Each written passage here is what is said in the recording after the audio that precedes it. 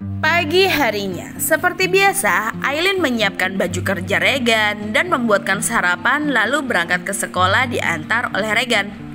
Sesampainya di sana, Aileen langsung masuk ke ruang ujian dan pengawas pun masuk. Aileen berdoa bersama lalu mengerjakan soal tryout. Aileen memang dikenal sebagai murid yang tidak terlalu pintar, tapi juga tidak terlalu bodoh. Dan yang pasti, Aileen dikenal sebagai orang yang selalu membuat onar. Namanya sering dipanggil ke ruang capsek karena ulah Aileen. Saat Aileen duduk di kelas 2 SMA, Mama Aileen juga sering memarahi Aileen karena ia selalu dipanggil ke sekolah. Dan akhirnya di sekolah ia dikenal oleh adik-adik kelasnya, bahkan Arimbi dan Aileen mempunyai fans. Aileen dan Arimbi juga pernah memegang rahasia besar di sekolah ini, dan itu adalah salah satu alasan mengapa Aileen tidak bisa dikeluarkan karena keusilannya. Dan Aileen juga baru tahu ternyata keluarga Regan lah yang mempunyai sekolah itu. Sebelumnya ia tidak tahu sama sekali tentang rahasia sekolah ini. Namun Aileen dikenal sebagai jagoan di angkatannya karena Aileen sering menolong teman atau siapapun yang dibully. Aileen juga pernah menantang seorang laki-laki yang tentunya suka membuli dan sok berkuasa. Saat Aileen masih kelas 1 dan cowok itu dijuluki sebagai bad boy, semua orang takut dengan bad boy, tapi tidak dengan Aileen. Bahkan Aileen sudah memenjarakan bad boy itu atas pasal pelecehan dan juga narkoba. Semua guru-guru memang suka kepada Aileen dengan merasa keberaniannya, tapi juga membenci Aileen terhadap Aileen dan Arimbi tentang rahasia terbesar sekolah yang ia pegang. Ya, walaupun dikenal sebagai jagoan, Aileen tidak pernah menyombongkan dirinya dan juga berteman dengan siapa saja yang menyapa dirinya. Setelah jam ulangan habis, para pengawas mengumpulkan jawaban para siswanya, lalu siswa diperbolehkan istirahat dan keluar dari ruangannya. Aileen lalu bertemu dengan Arimbi karena ruangan mereka berbeda. Susah banget ya, soalnya sampai nge-lag nih otak gue.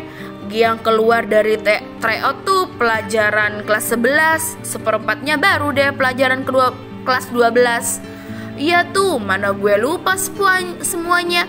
Yang gue pelajari kan materi kelas 12. Yang kemarin PM kan? Jawab Arimbi. Sama, gue juga pengen komen deh sama Bu Agnes. Ya udah, komen sono. Auto dilempar lu dari ruang guru. Kayak nggak tahu aja lu sama Bu Agnes orangnya kayak gimana. Iya sih, abis ini kita ada pelajaran nggak? Tanya Aileen. PM IPA bukannya sih? Males kita kan anak IPA. Masa iya harus PM IPA sih? Lah, gak gitu juga definisinya Aileen. Aileen, Arimbi panggil seorang guru. Iya pak. Iya pak, ada apa ya pak? Tanya Aileen. Beritahu sama teman-teman seangkatan kalian ya kalau Pak Bram, guru IPA tidak bisa hadir. Jadi PM diundur besok. Bu Asfi mana pak? Tanya Aileen. Dia kepilih menjadi pengawas di SMA 1. Oh oke pak. Nanti kita kasih tahu ke yang lain ya pak. Ya udah, saya duluan ya. Iya pak. Bapak itu pun pergi. Yuk langsung aja, ujar Arimbi. Mereka mengumumkannya lewat pengeras suara yang memang terhubung antar kelas. Ngomongnya gimana nih? Tanya Arimbi. Ya bilang aja kagak jadi PM, diundur besok, jawab Aileen. Oke, kelas 12, perhatian untuk semua kelas 12, PM IPA diundur besok karena Pak Bram tidak bisa hadir, dimarahin sang istri. Dan Bu Asfi sedang sibuk memikirkan bagaimana cara meluluskan kita semua. Yang serius dong Bi, jangan kayak gitu, bisik Aileen. Jadi akang-akang, tete-tete, bapak-bapak, ibu-ibu kelas 12 diperbolehkan untuk pulang setelah istirahat. Dan untuk Agus, jangan lupa di kantin kosongkan 2 meja buat gue sama Aileen. Sama pesenin baksonya 2, ST-nya 2, oke? Ujar Arimbi melalui pengeras suara. Bobrok mendarah daging. Kalau didengar sama Pak Tio gimana coba? Bisik Aileen. Oke, sekian, terima gaji. Kagak bener lu, ujar Aileen. Ayo ke kantin, ajak Arimbi. Mereka jalan ke kantin dan di sana sudah ada Agus yang duduk dengan 2 bakso dan 2 es teh pesanan Arimbi. Arimbi dan Aileen pun duduk. Nih duitnya, makasih ya Gus. Yoi, sama-sama. Agus pun pergi bersama teman-temannya. Nurut banget tuh bocah. Iyalah, kan gue pakai jimat. Jimat, ngomong tuh yang bener. Oh iya, abis ini lu mau kemana? Tanya Aileen. Kagak ada sih. Ke kafe aja yuk, lihat-lihat di sana sama sekalian nentuin apa aja menunya. Nggak sabar lu ya. Iyalah, impian gue banget tuh dari dulu, jawab Aileen. Ya udah, gue minta jemput Ata ya. Ya janganlah, kagak usah. Bukannya deket ya dari sekolah, jalan kaki aja. Oke. Gue mau hubungin Ata dulu, mau bilang kalau dia nggak usah jemput gue. Ya udah. Arimbi memainkan ponselnya sambil memakan bakso, sedangkan Aileen ia sibuk memakan baksonya. Setelah makan dan minuman mereka habis, mereka berjalan ke tempat tujuan. Nama kafenya apaan ya? Tanya Arimbi. Apa ya? Kagak tahu gue, lupa. Kampret lu. Oh iya, kalau jalan-jalan kayak gini tuh jadi inget pas SMP ya Lin. Gimana ya teman-teman SMP kita? Ya entahlah, emang lu mau reunian apa? Tanya Aileen. Alah, grup kita yang punya masih aktif nggak sih? Udah pada keluar kali membernya. Mereka berhenti di depan sebuah toko yang sebentar lagi akan mereka buka dan akan dikenal sebagai kafe unik milik mereka. Aileen membuka pintunya lalu melihat beberapa bangku dan meja yang ditutupi oleh kain putih. Berdebu banget ya. Arimbi membuka pintunya lebar-lebar, lalu mereka menggulung kain putih tersebut dan membersihkan bangku dan meja karena berdebu menggunakan kemoceng. Setelahnya, Aileen memindahkan sebuah bangku dan meja lalu menyapu dan mengepel bersama. Setelah semuanya selesai, Aileen dan Arimbi saling tersenyum. Gede banget ya Lin? Iya, sempurna. Lihat deh, di sana juga ada penghalangnya buat kita ngelayanin orang dan buat orang pesan ataupun bayar. Bangku-bangku sama mejanya nanti kita susun di sini aja, sama yang di luar juga beberapa. Kalau dindingnya gimana? Tanya Arimbi. Nanti kita pikirkan aja. Nanti ya di situ kita bakalan pasang TV buat nyetel musik video. Dan di sebelah sana kita sediain berbagai macam album BTS, ujar Aileen. Oke, gak sia-sia nih gue beli album selama ini. Ya kita atur meja sama bangkunya aja dulu yuk. Oke, wah lucu banget ya warnanya. Gimana kalau kita cat ulang aja? Kan udah lucu Lin, tapi gak masuk nanti sama dinding dan interiornya. Oke, bentar ya, gue ambil koran dulu, ujar Arimbi. Arimbi ke belakang untuk mengambil koran lama, sedangkan Aileen keluar untuk membeli cat berwarna-warni ke samping tokonya. Setelah membeli beberapa warna yang menurutnya bagus, ia membawanya ke dalam dan melihat Arimbi yang sedang menata koran dan Aileen pun menaruh catnya. Gue ambil kursi dulu ya, ujar Aileen. Udah, biar gue aja, lu tunggu di sini ya. Berat, biar gue aja, ujar Aileen. Enggak kali Lin, gue ambil bangku dulu ya. Lu buka catnya aja, tuh ada pisaunya.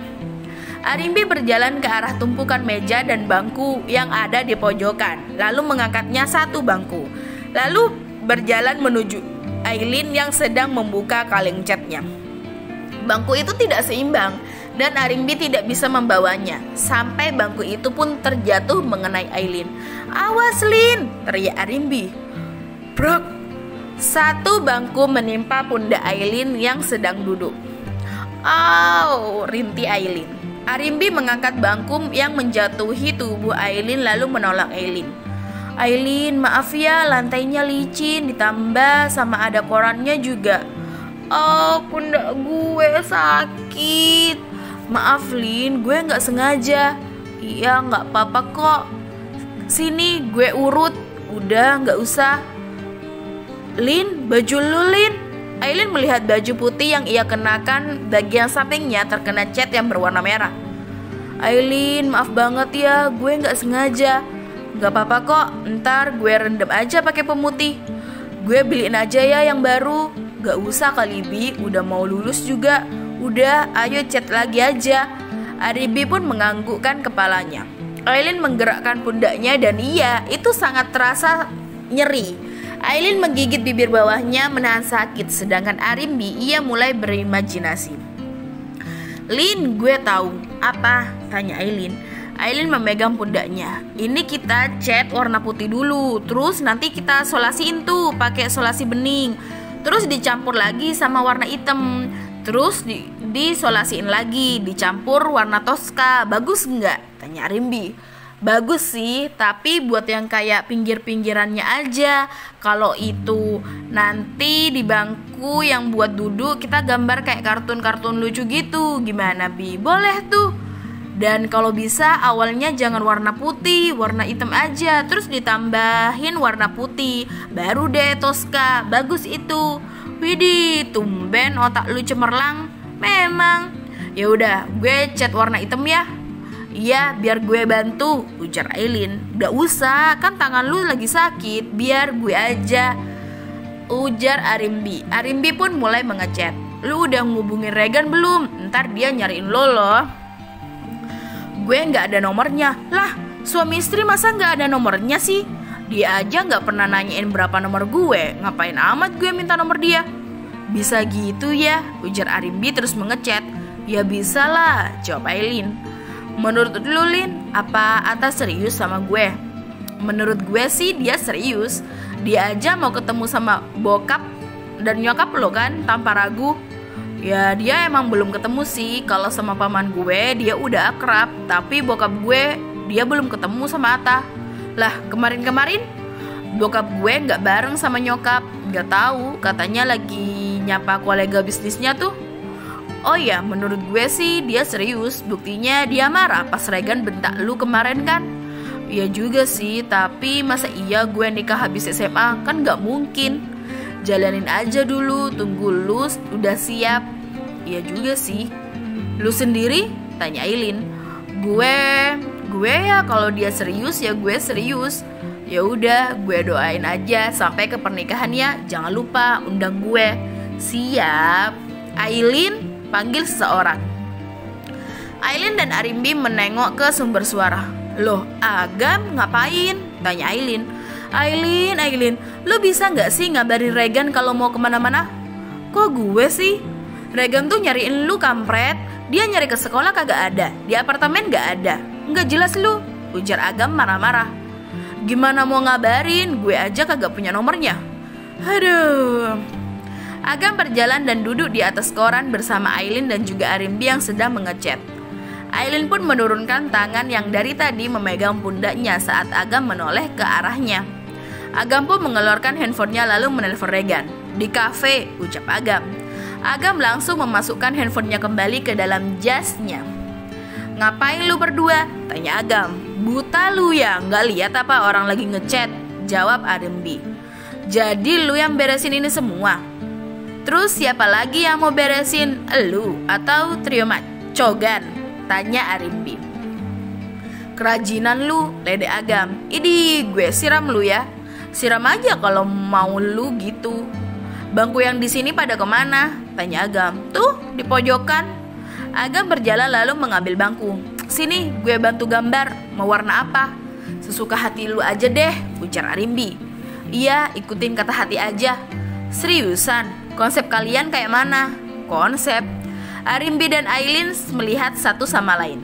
"Dasar bocah, mau buka usaha tapi nggak tahu konsepnya gimana sih?" "Oh, konsep kita tuh K-pop ya, tapi lebih menonjol ke BTS gitu." Agam ke belakang lalu mengambil meja bundar. "Yang Jimin itu kan?" "Iya, lu kok tahu sih? Jangan-jangan lu fanboy ya?" "Ya enggak lah, gue cuma pernah dengar aja sih. Gue gak terlalu suka Korea," ujar Agam. "Lah, kenapa emangnya?" tanya Aileen. "Yang kan cakepan gue." Agam mulai menyentuhkan kuasnya ke meja dan menggambar di atas meja. "Kalau gue suka banget, bahkan gue pernah berharap jadi istrinya." Tiba-tiba Regan pun datang. "Jadi istrinya siapa?" "Regan?" Regan dan Atta berjalan lalu duduk di atas koran. "Sumpah lu, Lin, kenapa sih Lin hilang-hilangan terus? Kamu juga, Bi, kenapa ditelepon gak diangkat?" "Lo emang iya? Perasaan gak ada yang nelpon deh." Gue nggak hilang, gue kan di sini. Kabarin kek, gue lagi santai juga malah disamperin sama Jurut buat nyariin lu di mana, ujar Atta. Maksud lu tuh gue? Tanya Regan. Syukurlah kalau sadar. Kayak gini bukan Lin? Tanya Agam. Coba lihat. Aileen dan Arimbi menghampiri Agam lalu melihat lukisan wajah tampan Jimin di meja dengan ukuran besar. Wah, cakep ya. Iya, cakep, berasa. Diliatin gak tuh? Gambarin di meja yang lain juga dong, Gam. Gampang, satu meja 500.000. Mata duitan lu, dasar. Ya udah, gue nggak mau gambar lagi. Gue hancurin nih gambarnya. Jangan. Kalau lu nggak mau gambar lagi ya udah nggak apa-apa. Tapi jangan dihancurin tahu. Akhirnya kita ketemu Jimin, ujar Arimbi. Seganteng itu? Tanya Atta. Iyalah, melebihi siapapun. Ganteng banget, apalagi mode daddy. Parah, keren abis. Udah ya nona-nona, liatnya. Dibiren dulu biar kering. Agam mengangkat meja tersebut menjauhi Aileen dan Arimbi. Ya, suami gue dibawa. Ya, tunangan gue diculik. Arimbi, sini, panggil Atta. Arimbi menghampiri Atta, sedangkan Regan menatap Aileen dengan tatapan yang tidak bisa Aileen artikan. Regan pun berjalan menghampiri Aileen dan duduk di samping Aileen di atas koran yang mereka hampar di lantai. Bersambung.